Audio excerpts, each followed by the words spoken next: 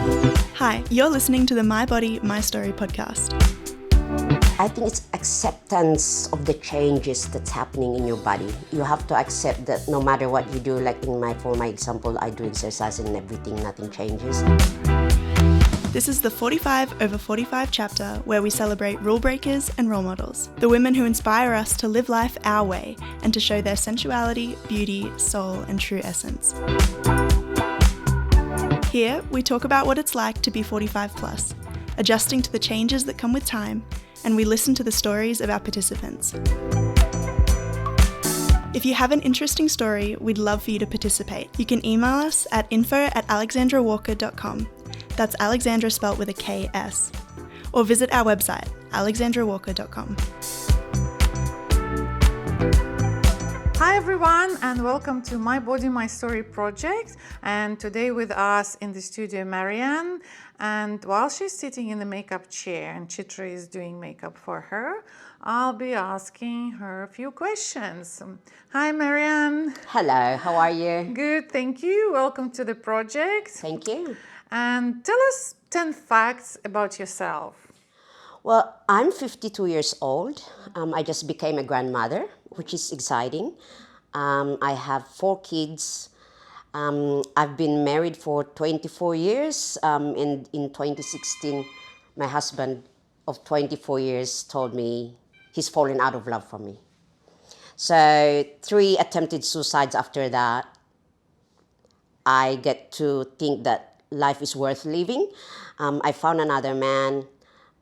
After that, it's just one story after another. I was diagnosed with cancer. I'm now in remission.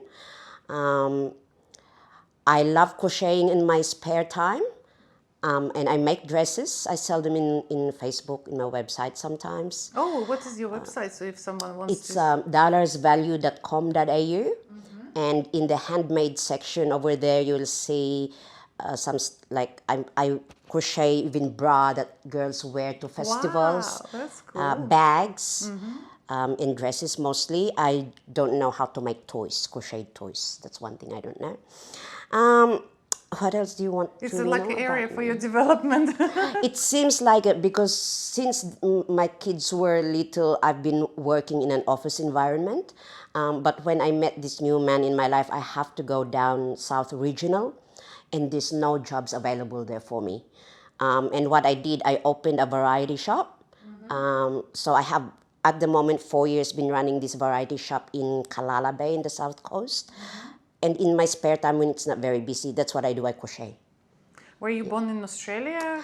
I was born in the Philippines. I came here in 1992, Oh, wow. heavily pregnant with my first son. So you're Yeah. local now. Yes, I am now, yeah. It's like I am an Aussie. 30 years of... Yes, actually 30 years because my son just celebrated her 30th birthday last month, October. Oh, Yes. congratulations to him. Thank you. So let's move to questions related to aging and to My Body, My Story project. So what does aging means to you? I think aging is something that we cannot avoid. Everyone has to go through it. I suppose it's how we perceive or accept the changes that's happening in our life. Sometimes it's hard. Like right now, the hormonal changes are happening and it's affecting how we look. We get old, we get sick. It's hard to get up. But then again, on the positive side of it, like I mentioned earlier, I'm a grandmother now. And it's just so joyful to play with my grandson and looking forward to have more grandkids. And it's completely different from having your children, yeah? That's true. They're double spoiled more than do everything for him. So, if you could go back in time to any age, what would it be and why? Ooh. I probably would say in my 20s. Oh, sorry. I'll change that. In my mid-30s. In my mid-30s, I started drinking alcohol and smoking. And I would have said to myself, look after your health. look after your body. I could have like started all over again and say, this is how we're going to do, All be over again. healthy. Yeah, all over again. But yeah, So you would go to your mid-30s for the reason that you would want to advise your Myself. 30-year-old self and say, please change that. that's and, right. And not go through that. But it was so unfortunate I started later in my life. Yeah. Yeah. But still, mid-30s is still not that late. Yeah. I think it's the effect of lifestyle, Yeah. stress, work, and everything. Yeah. So that would be your advice. Start looking after yourself Yes. earlier.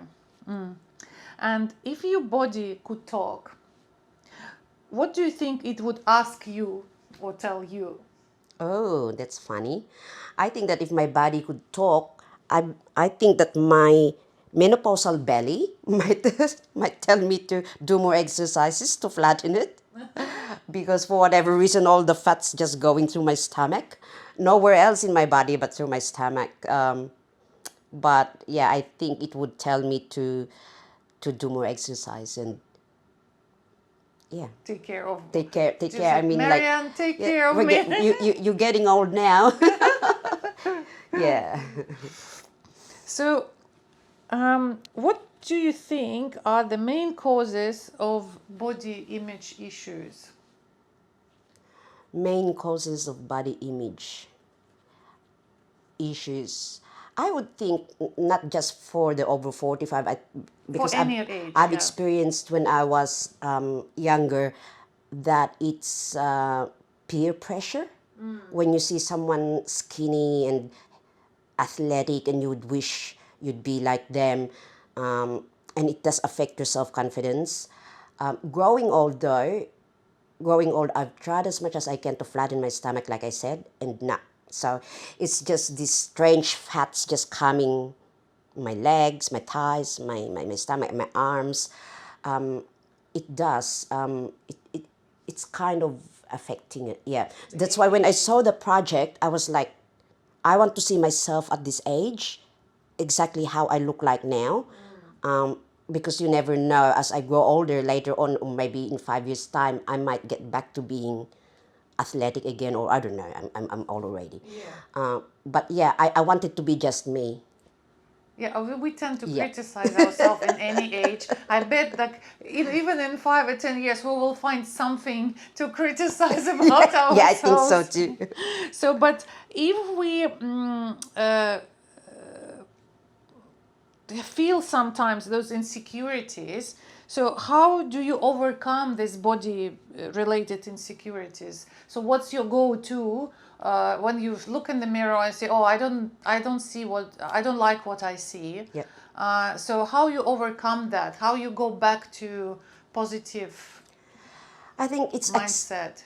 I think it's acceptance of the changes that's happening in your body. You have to accept that no matter what you do, like for my example, I do exercise and everything, nothing changes. I look at my face in the mirror and I see some wrinkles. I try to, use proper skincare to look young. I think it's just positive thinking. Because, I mean, you can't sort of see yourself in the mirror and go like, oh my gosh, I feel look so ugly. I feel look so old.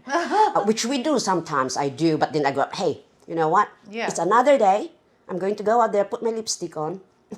And interesting that human body changes all the time. It and does, yeah. Either you're young or you elderly, and it has changes, and you can look one day perfectly well and next day not that good, and then next day again great.